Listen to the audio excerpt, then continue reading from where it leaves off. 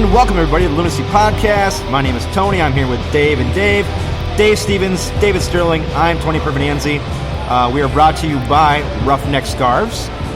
Today we're at a nice little brewery in, what would this be, guys? This would be like the North Loop of Minneapolis? So. No, this is the Warehouse District. Or the Warehouse District. Same. But the neighborhood is now officially the North Loop. Okay. Inbound Brewing Company. They allowed us to come out here and do our podcast, and we have a special guest on right at the top of the show. Katelyn is the marketing manager. Sure thing. Okay. And so, Katelyn, can you give us a little bit of a history of this place, like how it came about, you know? Yeah. So Inbound has been open for about 3.5 years. We opened in April of 2016. And the building that we're in is an enormous old recycle sorting facility. So you can still see some of the signs painted on the wall and like the tracks in the flooring here. Okay. And it definitely took a lot of TLC to convert it. For a while it was dirt floors and we didn't know that all this beautiful concrete was underneath it. So that was, a pleasant surprise at a certain point. And we are known for having a lot of really great events, live music on the weekends. We close down the road a couple times a year and throw big parties out on the road. Nice. Really good neighborhood to be in. There's a few other breweries around here, so it's a good spot to come and brewery hop and try out a few different places right off the light rail, which means you can get here before a game too. And so you're right down the street from Target Field. Yes, so we get a lot of Twins fans in here, and we'll open up early for the day games and bring people in to watch the game or come in before or after. And in the past, when the Twins weren't doing so hot, it was a really good excuse to leave a few innings in. Not anymore. Not anymore, no. And you guys have, of course, food trucks on the weekends and during the week? Yeah, we have food trucks every single day unless, the weather makes it dangerous to get here. But always a good way to get dinner, get lunch on the weekends. And it's usually rotating, so you can try something new. Awesome. And this Inbound is dog-friendly. Yes, we've always been dog-friendly, and now it's officially in the city of Minneapolis, so tap rooms have that option to get that ordinance. Okay. So we'll have dog events in here in October. We have an event called Barktoberfest. I was actually here for that. Oh, man. Last time I was here, it's just right back there. Yeah, lots of dogs in costumes. It's great. It's a treat. It was on a Viking Sunday, actually, so there was a lot of Viking outfits and stuff like that, so it was really cute to see. Oh, yeah. And we love getting to meet all the dogs, and we have a few regular dogs as well as regular people. Okay. So you guys are dog friendly. Of course, you're kid friendly as well.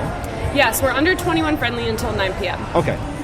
One of our things in this podcast, we usually always have a dog barking or a kid screaming or crying in this podcast. So. Yeah. Well, hopefully not today. Well, no, we like that. We actually like that. Yeah, it adds to the ambiance of what we do. Yes. Yeah. So, tell us about some of the beers here. I mean, you brought out some 4-packs of Laser Loom. Yes. So we have a huge rotating list of beers. We have 32 taps. Not always necessarily 32 beers on tap, but pretty strong rotation. We've been canning for about 1.5 years, I want to say now. It's been quite a wild ride. So we have a few core beers that we put in cans, and this Laser Loon Kolsch is one of them. Okay. It's, like a lawnmower or a snowblower beer. Yeah. Super easy to drink. Oh, yes. Have it all summer on the lake, and then all winter on the lake when you're ice fishing, too. And it fits in really well with you all with the loon on. The loon thing, yeah. So all of our cans are designed by a local artist, Aesthetic Apparatus, who does amazing work. And on tap, so we have our canned beers usually always on tap unless they're seasonals, and then we have a whole bunch of other things going on. Later this month, we're coming out with Hallucidation, which is a beer-wine hybrid. Oh. So we brew the wort as a Belgian, and then when the beer is fermenting, we put in grape must, which is just grape juice from a local winery. And then that shoots the alcohol percent up to about 14%. Holy jeez. And it makes it sweet and goes down really easy, and it's fantastic. So that's always the weekend before Thanksgiving. We're going to tap a vertical of it this year, 5 years running of it. Wow. It's going to be fantastic. Wow. So a bunch of weird stuff, bunch of funky stuff, bunch of traditional. We have hazy IPAs, we have Vienna Lager. Sure. Whole bunch of different stuff. And so your cans are available pretty much around the Twin Cities, or? Yeah, so you can find us in most metro area liquor stores. Some going outside the metro area too. We're getting up northwest a little bit, and a couple of places a little bit further south. Okay. Some keg accounts too in further outstate Minnesota, and there's a beer finder on our website. So whenever you want to drink a Laser Loon, you can find it at inboundbrew.co. Beer finder. Cool.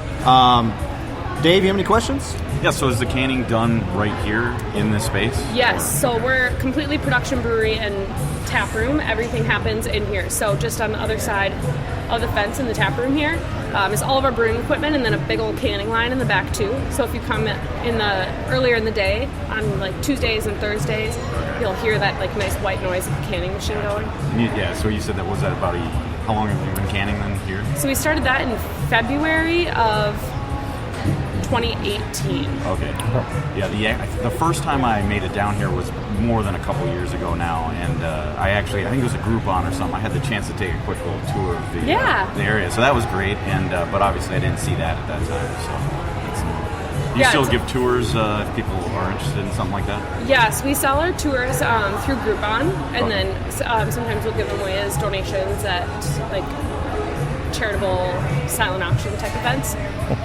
But people can purchase those through Groupon and then sign up via the link that they get from Groupon and come in for a weekend and drink a bunch of beers and see how it's made, and you get to talk to some really passionate people. Exactly. Well, it's a good time. Yeah, from somebody who's actually had the tour, I'd absolutely recommend coming down here to do that.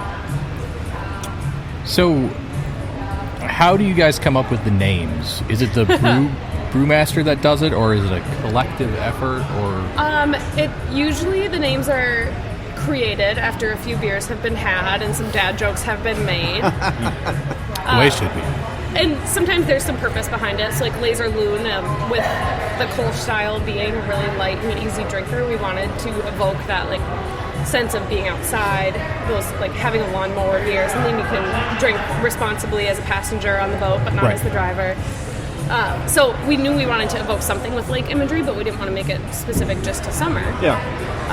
But then there's also ones like Fruit of the Loop, which is like a triple entendre of being in the North Loop, and it's a citrusy IPA, and it is reminiscent of Fruit of the Loom and Fruit Loops. So there's a lot of puns in play there. That was a dad joke. Yeah, I've had that one, and I just assumed it was just Fruit Loops. But I like the fact that it's a Fruit of the Loom thing, too. That's interesting. Nice. So now, big question is, with this being Laser Loon, are you guys going to find some way to get it into Allianz Field? It is on the table as something we would love to do. Yes. Yeah, We would love to see it out there. Yeah. Yes. And Allianz has a lot of great beers available and a lot of good food, so we would be in good company if we were there. It happens to be one of my favorite beers, actually. Oh, good. I usually have that at all times at my house, most part. Yeah.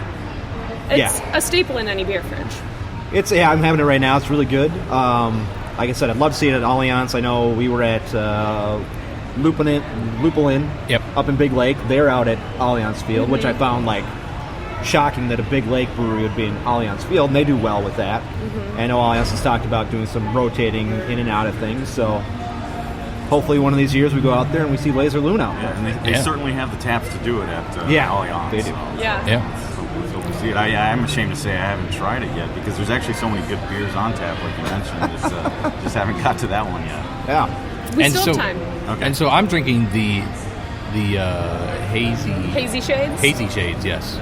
And I saw this on Instagram, and I love New England IPAs. I never used to be a big IPA fan at all, and suddenly these New England ones are popping up, and this one's fantastic. It's very good.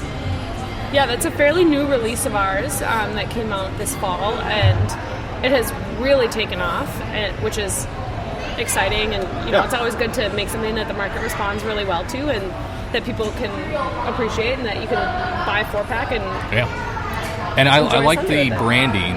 I'm staring out the window at the branding right now, which kind of makes me feel bad that I couldn't remember the name, seeing that it's right in front of me. But I love your guys' branding. It's pretty cool. It's eye-catching. Yeah, I like that. Yeah, we're lucky to work with a really fantastic artist who just kind of gets us, and does some really different, unique, eye-catching work. It's not typical product branding, and people really like that. Does the artist do other branding, or do they just do branding for you guys? Oh no, he's has a whole poster shop. He does a lot of band art. He does commercial stuff. Cool. So definitely would recommend checking him out. He's in Minneapolis, and the shop is open from at times, so you can go in there and get some really awesome prints. Cool. All right, is there anybody, Katelyn, you want to give a shout out to? Anything you want to tell us? Any events coming up here that you want to tell us about? Yeah, every Sunday through the end of the year, we're having a maker series here in the tap room. So we're featuring one local maker each week. So today we have Wondrous Crane Ceramics in, and then throughout the month we're going to have a children's book. We'll have a succulent make and take event and a local baker. I'm wearing a pin from Small Batch Craft Pins, so they do craft beer in Minnesota enamel pins. Oh, cool. We'll have some jewelry in here too, so really good excuse to get out of the house on a Sunday, but also to get some of your Christmas shopping done. So when is that succulent event? Because my sister-in-law is big into succulents, and she wants to go to a brewery and make one. Well, that's perfect. It's November 24th. I'll tell and there her will that. be baked goods that day. So Baked goods as well? Yes. Oh, then she's going to be here for She has sure. to. Yeah. Jeez. So Katelyn, I want to thank you for coming on. Yeah, I thanks so want much to for thank having me. Inbound again for having us out here. And again, it's been great hearing about Inbound and how you guys have come to be and all that good stuff. So thank you once again. I've got one more question. Oh, you got one? Your favorite beer that you guys have made at any point? Conifer Crush, by far, hands down. It's my favorite. Okay. It's an IPA. We released it in cans this year at our anniversary. It has a Sasquatch on the label, which is fantastic. And it's just an awesome, straightforward IPA with like great piney flavors, and that's the type of beer that got me into craft beer. Nice. Cool. Nice. Very cool. Thank you, guys. Thank you, Katelyn. Yeah, thank you. So, we're going to do some switching of some microphones here. Dave's going to switch to his own mic. And we have, well, now he's wandering around the brewery. Yes. We have another special guest on today, guys. Very special. Very special. Well, maybe not as special as Katelyn, but... You know, we haven't had this guy on for, it's been about a year.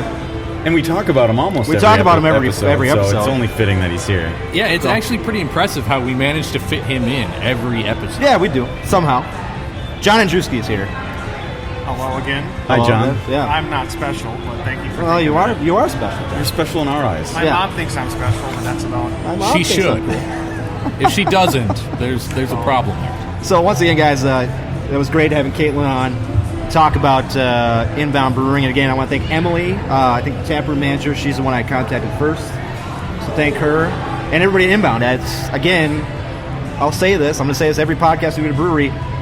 We have yet to run into a brewery that hasn't pretty much welcomed us, except for one. But they ghosted us, so they didn't really say no. But every brewery's been great. Again, this place has been great. So I kind of bring this up a lot at some of the breweries we go to, but when I talk about the space, I just mean what it feels like in here, what it looks like, and this is up there, way up there on the top of my list as far as just the space and kind of the vibe that you get from being in here. It's absolutely one to check out. You know, and I just realized a question I don't think we asked was their capacity. Yeah, we didn't ask that. Because it'd be interesting to know, because they are available pretty much everywhere I've been to. Yeah. Well, you know, it's funny. Up by my area in Otsego, I don't see them anywhere. Okay. So not that far out yet, I don't think. So maybe the I think it's the ring, you know, the 494, 694 ring type of deal. Second ring or third ring. Yeah. So, we got some loon stuff to talk about, guys. We have a shake-up in the front office. Yeah. We're going to get to that. We have the DQ situation, of course, is ever-flowing. And it's one of those things that transparency, man. Yeah. Transparency from our FOs.